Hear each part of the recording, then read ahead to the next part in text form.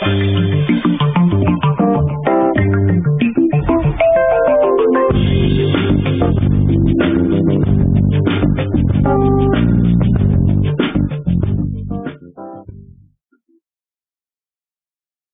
and welcome everybody. This is International Master Sam Shankland, and today I'm going to continue my series on the Queen's Gambit. So we last left off when we were sort of looking at this Moran variation with d4, d5, c4, c6, knight f3, knight f6, knight c3, e6, e3.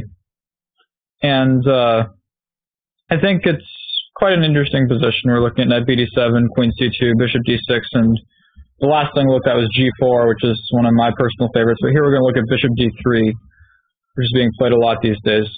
So one might say we just looked at bishop d3 last time, but in this exact same position, except with the white queen on d1 and the bishop on d6. And one could definitely make a case that it's much more useful for black to play bishop d6 than it is for white to play queen c2. But in some ways, I kind of disagree, because the point is after d takes c4, bishop takes c4, b5, here white has the added option of putting the bishop on e2. And I think it's kind of a strange concept, but e2 is a better square than d3. And the main reason is because black's pawn structure here, especially with this pawn on c6, is extremely vulnerable. And he's almost certainly going to want to break with either c5 or e5 at some point. And white's thinking, pretty soon, let's say moves like castles, bishop b7 take place, white's going to play rook d1, which will heavily discourage black from playing e5 or c5, or at least make it much more difficult. So, going back, the reason one wouldn't play bishop d3 first is because after dc4, bishop c4, okay, b5, of course, and we looked at this, bishop d3, but a6, e4, c5, but if bishop e2 here, after b4, white's knight on c3 is kind of kicked into oblivion. It's kicked onto like a4 or some stupid square like that. But, if white plays queen c2 first, bishop d6, bishop d3, if dc4 now, bishop c4, b5. After bishop e2, b4, white has the e4 square, where the knight will be much better placed, and white certainly doesn't mind an exchange of knights. For one thing, I'm not sure, but it might be possible to play queen takes c6 here, which would win a pawn. And if it isn't after queen takes e4, white certainly seems okay. Let's say black protects his pawn. Castle, if black ever plays knight f6, there's queen h4 is a nice square. And again, black's structure is a little bit compromised and he's a little bit underdeveloped. So black usually is a little more patient. He usually castles here. And now white castles back. So there's two main moves here for black, d takes c4 and e5. So e5 is a little bit simpler. Black has to be willing to accept an isolated pawn position after something like take takes, knight b5, bishop b8, d5, knight e5, bishop e2, and okay, white certainly will get some play against the isolated pawn, but black doesn't seem to have too many problems. I think draw is the most likely result, but of course both sides can play for a win. But the main problem with bishop d6 is if in this position under cd5, white has this option of playing e4, which is often considered to be pretty reasonable. So there's a couple lines here. E takes d4 after knight takes d5. I think white definitely has some pull. There's some line that goes knight d5, e d5, and pawn on d4 is a little bit exposed. Seems pretty strong for white, I would think. I know there's some crazy variation where black sidelines his pieces or something, and puts his like queen on h5 somehow. I'm not quite sure how that goes, but I think white's doing quite well in that position. So really the main move here is d takes e4. Knight takes e4, knight takes e4, bishop takes e4. Black couldn't really keep up tension, so he has to resolve it. And now here h6. And okay, if black gets a couple moves and plays e takes d4, knight f6, he should equalize pretty comfortably. I don't think white would ever really have any kind of advantage. So there have been a few tries here, though. The one thing that will deter black players from playing this line is just like the huge probability that the game will be a draw. He'll almost never win. So there's a few tries for white. I think main one is bishop e3, but I could be wrong. So now he takes d4. Bishop takes d4 has been played. I think there's a game of Kobe on white against Robson where Kobe played like bishop d4, knight f6, rook e1, and black played queen c7, which is probably a mistake. And after queen c7, bishop c7, bishop f6, gf6, bishop d5, which is a strong move. The white rook was getting ready to come into e7, and white certainly had some advantage and ended up winning a very nice game. So, but black does have improvements. You can probably take the bishop on e4 here, for example, although it still remains unclear. For a while, the main move was bishop d4, knight f6, bishop f5, but I think after queen a5, black doesn't have so much to worry about. It hits the bishop on f5, and if bishop c8, say rook f c8, it's black seems to be reasonably enough developed. So people were starting to play this intermediate move, bishop h7 check, with the idea after king h8, bishop d4, knight f6, bishop f5, we have the same position except the black king's on h8. Now normally you might think this just shouldn't make a difference, for example, queen a5. But the point is now after bishop c8, rook c8, queen b3, queen d5, this will be the normal variation. Bishop f6, queen b3, a b3, gf6. Normally you'd have this position and, okay, both sides have some crippled pawns, but I don't think black has any reason to think he's worse. But the point is here, white has this extra option because he's put his king on the dark square of desperadoing the bishop on g7. Although even still, my feeling is after a move like rook c6, planning rook b6 to attack the crippled white pawns, black certainly should not stand any worse. Note that it would be a blunder to play, well, not necessarily a total blunder, but rook c2 would be a mistake because after knight d4, the pawn on b2 is not capturable because knight f5 check is threatened. So a much better move would be rook c5, but then it's pretty clear that rook c2 didn't quite work out the way black was hoping to.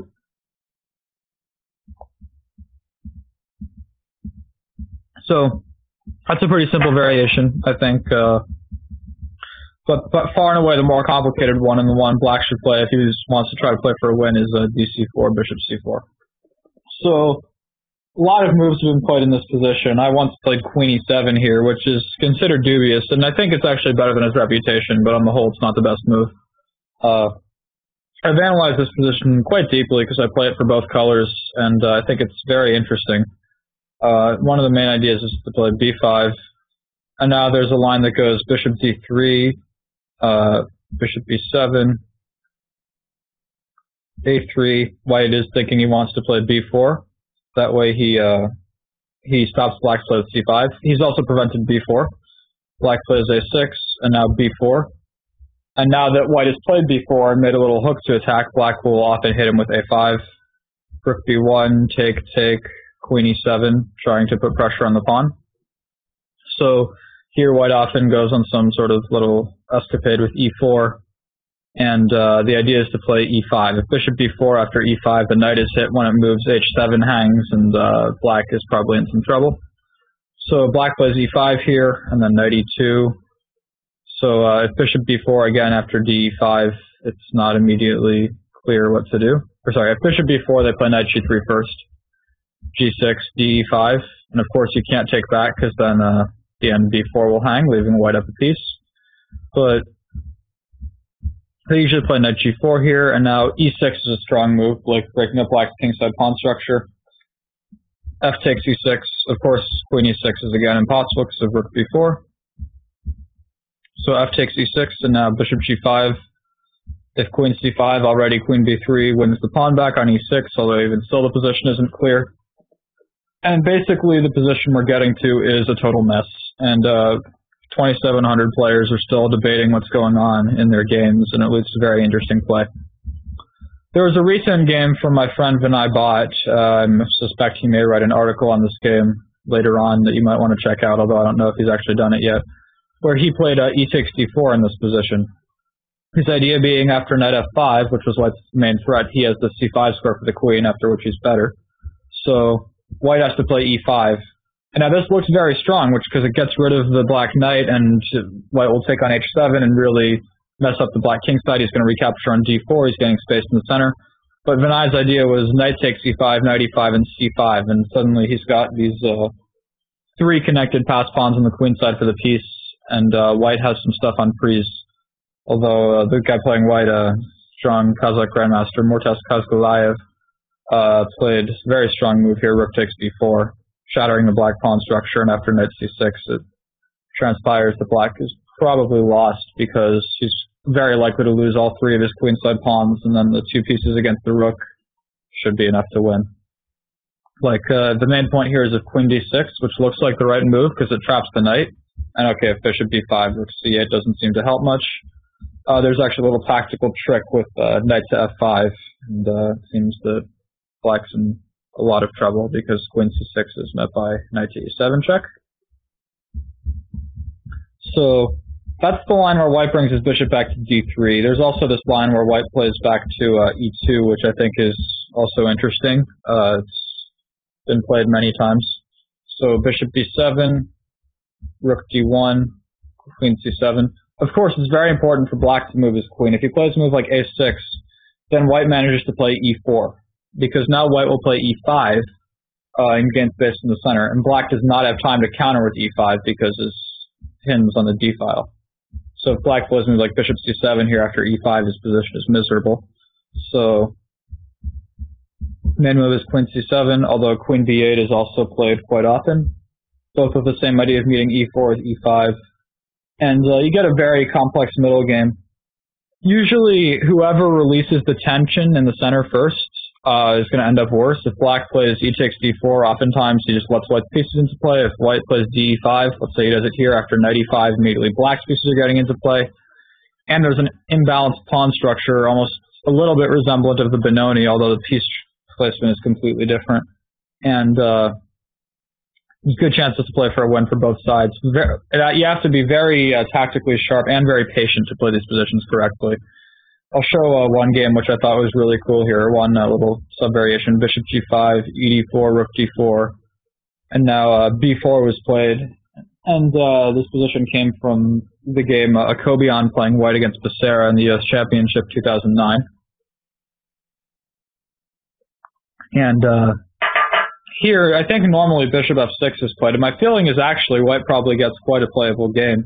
For example, if bc3 after bishop g7, black seems to be losing because white gets his piece back and black's king remains open and he's still down a pawn. So knight f6 is the main move, but then there's knight a4, and white's idea is to put the knight on c5, thus preventing black from breaking with c5 and activating his bishop. And if black plays c5, there's a nice little tactic here, so I'll give you a second to try to find it. Alright, so the tactic is rook takes d6.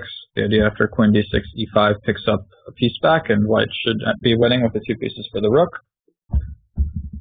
So, but in the game, white found something which was also very strong with rook ad1, which is extremely interesting. Of course, it would not be in black's favor to take on c3 after rook d6. White seems completely dominating with the bishop pair and a bigger central presence and a healthier pawn structure. So he plays bishop c5. Positionally speaking, white's in great shape, but it looks like he's facing some concrete problems because his rook on d4 is hanging as well as the knight on c3.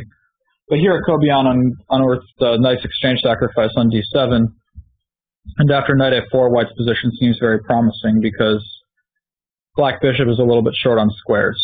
If he goes back to b6, which is what happened in the game, white plays bishop e7, if rook e8, bishop d6, something like this. After e5, moves like bishop c4 are coming into play, and black's b7 bishop is very passive. It's extremely dangerous, to say the least, and black can probably expect to come under very ferocious attack.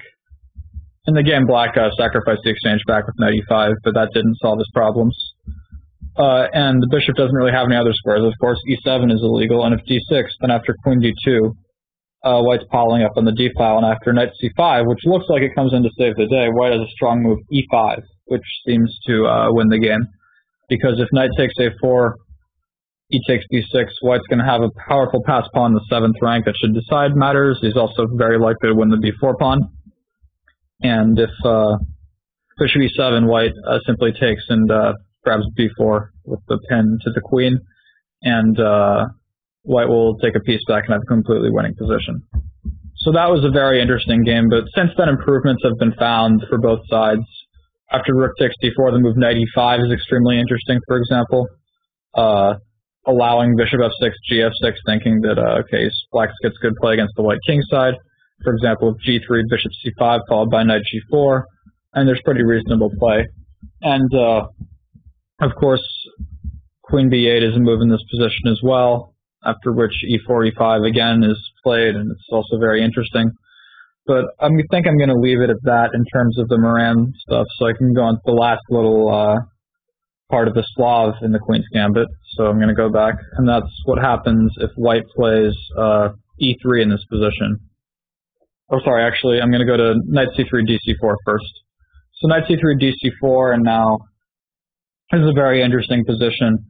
Okay, if white wants to take the pawn back, he probably has to play a4. A move like e3 won't help him much, because after b5, a4, he certainly gets his pawn back, but after b4, it's just, his knight's going to get kicked away. It's not really going to be so great. Knight a2, a5, something like this, takes e6. The white knight on a2 is just so passive, and black will have no issues playing c5 and eliminating his weak pawn. I think black should be totally fine. So the only real ambitious move is a4. You could also play e4 here, which is the, I guess, Slav gambit, as they call it. My feeling is after b5, black's in fine shape. So the main move is a4, bishop f5. For sake of simplicity and time, I'm not going to go into the other lines here. Knight e5 and e3 are the main moves. So, for example, knight e5, the idea is that he doesn't really want to take on c4 with the knight, but he wants to play f3 and then e4, gaining space in the center, and then take with the bishop. So the main move here is knight bd7, although e6 is also played with like f3, bishop d4, e4, takes, knight e4, some very long, sharp variation. Queen f3 here is a draw after queen d4, queen f7, king d8, and then bishop g5. It's important to play bishop g5. If you play queen g7 right away after bishop c3, bc3, queen f2, knight c3 is checkmate. So, but white plays bishop g5 check, and then knight takes g5, queen takes g7. White's not threatening. Queen takes h8, knight f7, and then queen takes d4, queen takes g5, rook d1. A million threats, and black is completely forced to take a perpetual check, and something like this is just a perpetual. Note it would be stupid to take the rook after knight 6 or something. Lose the queen. Some trickery. So that's a forced draw, but white certainly has every reason to play on in this position after bishop g2, queen d4, knight e4, queen e4, queen e2, bishop d2, king d2, queen d5, king c2. Okay, black has 4 pawns for the piece at the moment, but he's almost certainly going to lose one of them right back on c4, and his pieces are undeveloped, and I think white certainly is a little bit better here. Obviously, there's excellent practical chances for black. He's got all these pawns, white's king's open, you know, even if the queen's trade, black's got reasonable play. But I think objectively speaking, white should be a bit better. So the main move as after knight e5 is to play knight d7 and then takes. And there's some stuff like knight b6, knight back to e5, a5 with idea after f3, knight back to d7, trying to challenge this knight. And this is sort of a passive setup, I think, after something like g3. White often just gets sort of, he just gets a more active position, something like this, h6, e4, sorry. There's like e4 in some cases, and bishop h7, and maybe queen e2 or something, and it seems pretty reasonable for white. Okay, queen e2 might hang the pawn, but there's other moves here. I think white often has some pull.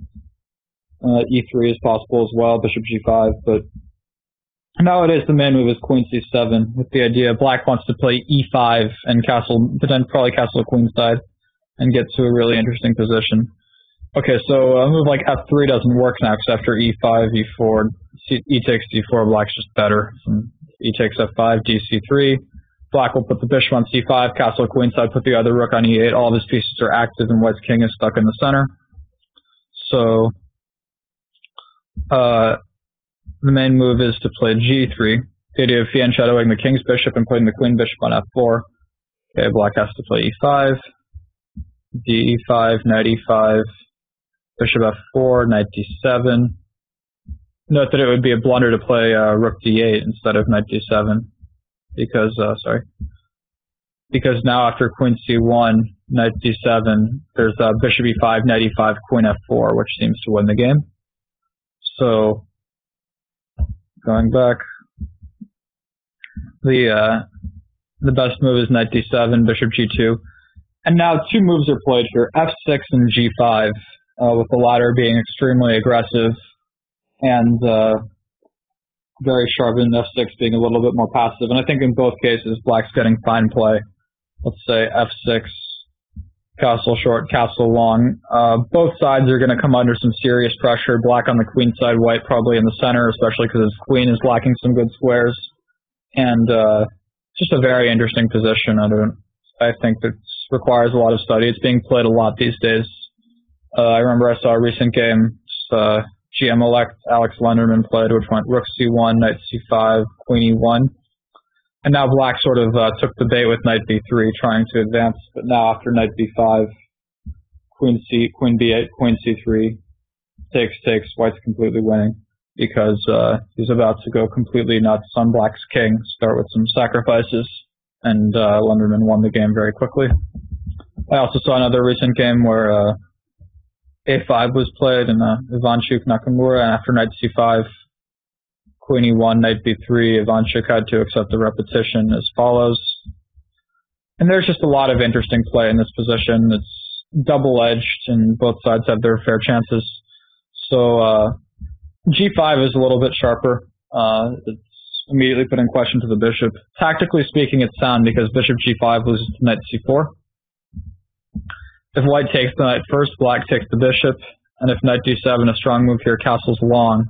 And after queen d4, actually a surprising move, queen takes d7, looks quite strong for black, I think. If the queens get traded, and I don't think black has any issues at all, he'll play moves like bishop g7, and white can't castle because of rook d2, and black's extremely active with the bishop pair, and white's pawns are misplaced on the queen side. Black looks to have at least full compensation for the pawn, probably a better position. So normally queen takes f4 is played here, bishop d6, queen back to d4, and now even some bishop c7, for example, looks quite acceptable. And again, if takes, I don't think black has much to worry about. Should also point out that if white takes the rook, then after queen d2, king f1, queen b2, white can't, of course, play rook d1, because after rook d1, knight d1, queen hangs on h8. So he plays something like rook e1, and after bishop b4, I would be extremely worried if I was playing white. It's looking like black's getting a piece back, and while white will still be up in exchange, you have to ask the question, is he really up the exchange? Because in my opinion, this rook on h1 is certainly no better than either of the black bishops, and white's king is definitely unsafe. So I think black definitely has good play here. And so the two main moves here are knight e3 and bishop takes e5. So if knight e3, the idea is after gf4, knight f5, we have a very interesting position where basically, okay, so let's say castle long, queen c2, black completely dominates the dark squares and white completely dominates the light squares. White will probably attack black's king on the king side, and black will attack the king on the queen. White will attack black's king on the queen side, and black will attack white's king on the king side. Sorry, it's a tongue twister of sorts. And it's a very sharp position with a lot of interesting games played. I would definitely recommend it to anybody who really enjoys sort of opposite side attacking and rich, complex tactical and positional play. The other move, bishop takes e5, is a bit more forcing. After knight takes e5, queen d4, f6. There's some very long lines, castle long. I think the main move here is bishop e7, but I found an idea I kind of like for black, which is rook d8. So queen e3 and now bishop e7. Knight takes e5, queen takes e5. Of course, going back, white had to put the queen on e3. There's no other square, otherwise he'd lose the knight on c4. Endgames are almost certainly going to be fine for black with his bishop pair and better queen-fed structure, so white can't really take d8. But queen e3, bishop e7, knight e5, queen e5. And now there's some very sharp play. Queen takes a7 looks very tempting, but it's kind of quite comically refuted by queen takes c3 with a little checkmate on a3, which would be kind of embarrassing for someone to fall into. So the main move is rook takes d8, king takes d8, and now point is black king will try to run to the queen side. And if white takes the pawn now after bishop a3, white's a little bit better, there's no question, but I think the position should be a draw. For example, rook d1, king c8 is an important move. If queen a8, king c7, white's in trouble because the rook's attacking the queen and queen c3 is threatened. Knight b5 is the only move, and after queen b5, a b5, rook a8. I actually played this position once against Dan Fernandez, international master from Texas, and we agreed to draw here. So since he's a strong player, I was happy to draw with black. And but the main move is queen d4, and now after takes bishop c5. White has a little trick with rook d2. The idea is now if bishop f2, e4 wins. But here I think with black's bishop pair and better queenside structure, he's worse because he's down a pawn, but he should be able to draw. For example, if h5, e3, h4, knight e4, we can probably take. And with the opposite color bishops, my feeling is this position objectively should be drawn. Although, okay, black will certainly have to do some work for it. But so that's sort of the knight e5 variation. Sorry to hit you with all this opening theory. I'm trying to show you how to play these positions as well. There's also this e3 line, which it's less ambitious. I think you're more likely to just take the pawn right away and not sort of waste time with your knights. But also the white center doesn't advance nearly as much, and his dark squared bishop isn't as active. So something like e6, bishop c4, bishop b4, castle, castle. And there's knight h4 here, and there's queen e2. And black's goal is going to be to try to restrict white's play in the center, eventually break with c5 or e5. He's well developed and very solid. I don't think he has any reason to think he's worse. This was a very popular line in the Kramnik-Topalov match, and Kramnik held a few times with black very convincingly here.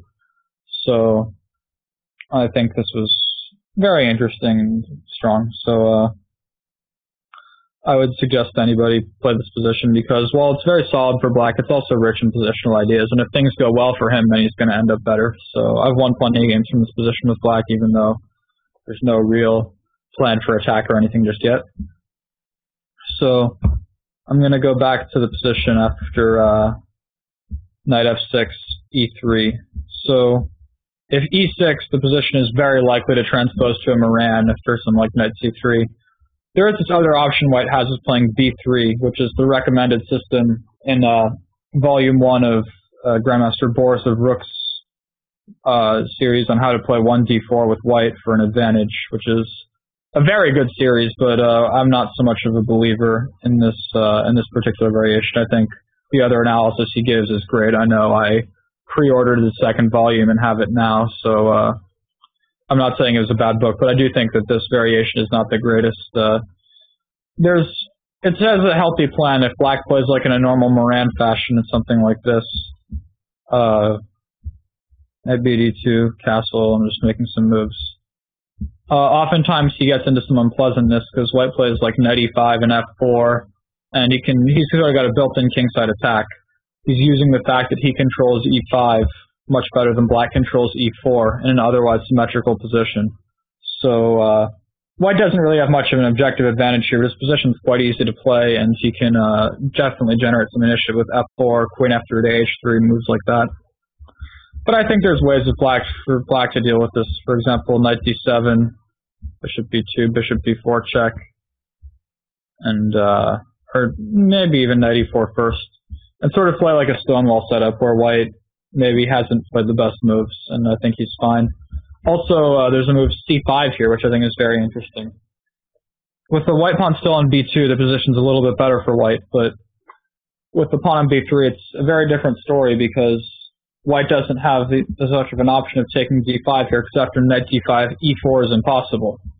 Normally this will be very strong for white, but here we realize that there's a definite concession made by b3, and that's that the c3 knight is unprotected. So at this point, black would win a pawn. Pawn was still on b2, white could play f3 or something to protect e4. So that would be not so great. And otherwise, you're likely to get sort of a hanging pawns position. And these positions are pretty typical for the line, except normally black is already committed to putting his knight on d7, and in this case, the knight will come to c6. And I think the position's quite acceptable for both sides, but I think black has reasonable play. I played this recently for black myself, so that's sort of the one thing to mention there. Sorry, after knight f6, e3, black does have other options. Like a6 doesn't make nearly as much sense here as it does after knight c3, because one of the main points of playing b5 was that the knight on c3 gets dominated then and potentially poked. But here, because white hasn't developed the knight there yet, we'll probably get sort of a similar setup. Let's say we just make normal-looking moves to the one we just saw, except black has played a6 and b5, which seems to not do anything because white's playing the same moves anyway, and black can't really relieve the tension on the queen side. And indeed, after knight d2, with knight e5 and f4 coming next, white should be better. But so this is a good weapon against the a6 bluff, but bishop f5 and bishop g4 are both playable moves, and oftentimes black gives up the bishop pair. Let's say bishop f5, knight c3, e6, knight h4, bishop g6, takes. Black gives up the bishop pair, but his position is very solid, and in the meantime, white's bishop on c1 isn't the most active piece. So there's a pretty healthy idea behind this plan for black. I think it's pretty acceptable. So bishop g4 is pretty similar. It's very likely the bishop has to trade for the knight at some point. Knight c3, e6, h3. And again, black's very solid, and his logic is that the bishop on c1 is not so active, so the bishop pair shouldn't help white that much. Again, that's a very interesting position. So I think that will be it for this lecture on the Slav. So on this lecture, this part of the Queen's Gambit series, and this will finish off the part of the Slav. I'm going to start by looking at d4, d5, c4, e6 in the next video. So until then, this is Sam Shanklin signing off.